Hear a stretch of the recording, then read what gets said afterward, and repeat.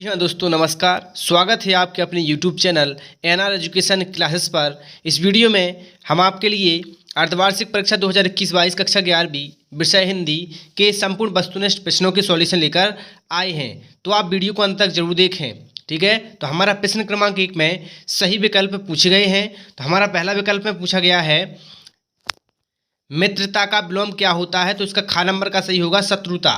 इसके बाद दूसरे विकल्प में पूछा गया है कुई को किसकी सहायता से खोदा जाता है, तो इसका आंसर आएगा हमारा फावड़ा, का नंबर का। इसके बाद तीसरा क्वेश्चन महाभारत की रचना किसने की थी, तो इसका आएगा गा नंबर का वेद व्यास जी ने।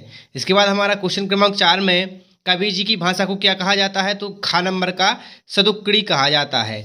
इसके बाद 5वें क्वेश्चन में काव्य की शोभा बढ़ाने वाली सामग्री को क्या कहते हैं, तो इसमें आएगा गा नंबर का अलंकार। और इसके बाद हमारा 6वें का जो आंसर आएगा हमारा आएगा प्रेमचंद्र जी।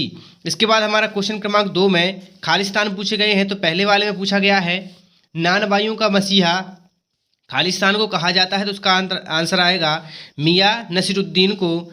दूसरा क्वेश्चन पूछा गया है यह गौतम और गांधी का खालिस्तान है, तो इसमें आएगा देश है, ठीक है। इसके बाद हमारा क्वेश्चन क्रमांक 3 में पूछा गया है अंधी की लकड़ी मुहावरे का अर्थ खालिस्तान है, तो इसका आंसर आएगा एकमात्र सहारा होना।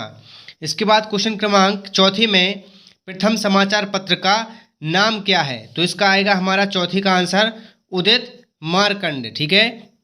इसके बाद हमारा क्वेश्चन क्रमांक 6 में घनघोर वर्षा के समय में कवि की आंखों में खालिस्तान की स्मृतियां उभर रही थी, तो इसका आंसर आएगा 6वें का घर की स्मृतियां। इसके बाद क्वेश्चन क्रमांक 7 में वर्णों के आधार पर जिस छंद की गणना की जाती है उसको क्या कहते हैं, तो इसका आंसर आएगा हमारा वर्णिक छंद। इसके बाद हमारा क्वेश्चन क्रमांक 3 में सही जोड़ी, ठीक है, जोड़ी आई हैं। तो इसमें हमारी पहली जो जोड़ी है उसमें पूछा गया है पहली जोड़ी का जो आंसर हमारा पूर्णमासी का चांद आएगा।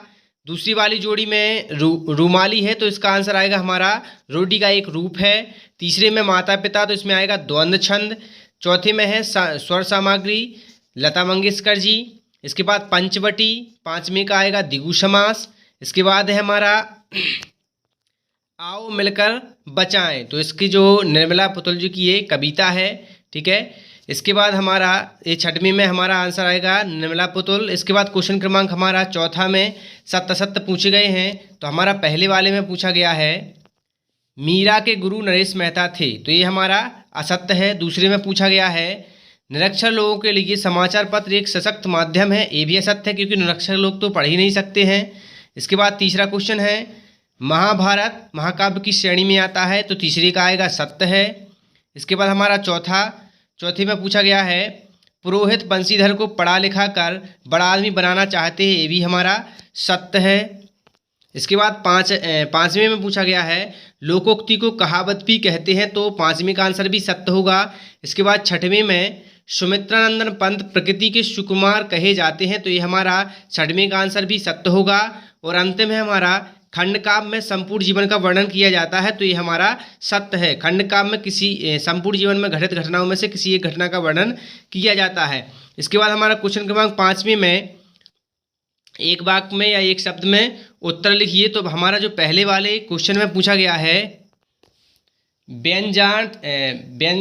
व्यंग्यार्थ का बोध कराने वाली शब्द शक्ति को क्या कहते हैं, तो इसका आंसर आएगा हमारा व्यंजना शब्द शक्ति। दूसरा क्वेश्चन पूछा गया है दूसरा एक वाक्य में स्वर सामग्री किसे कहा जाता है, तो लता मंगेशकर जी को। तीसरे क्वेश्चन में समाज की सेवा करने वाले को क्या कहते हैं, समाज सेवी। चौथे में पूछा गया है टेढ़ी खीर का अर्थ क्या होता है, तो इसका आंसर है कठिन कार्य करना। इसके बाद 5वें में विष का प्याला किसने भेजा था, ठीक है, मीरा जी को जो विष का प्याला भेजा था वो किसने भेजा था, तो 5वें का आंसर आएगा राणा जी ने। और इसके बाद 6वें में कि मीराबाई के इष्ट देव कौन थे, तो इसका आंसर आएगा हमारा श्री कृष्ण। तो ये थे आपके सभी वस्तुनिष्ठ प्रश्नों के उत्तर, ठीक है। तो आप चैनल को सब्सक्राइब जरूर कर लें और वीडियो को लाइक जरूर करें। धन्यवाद।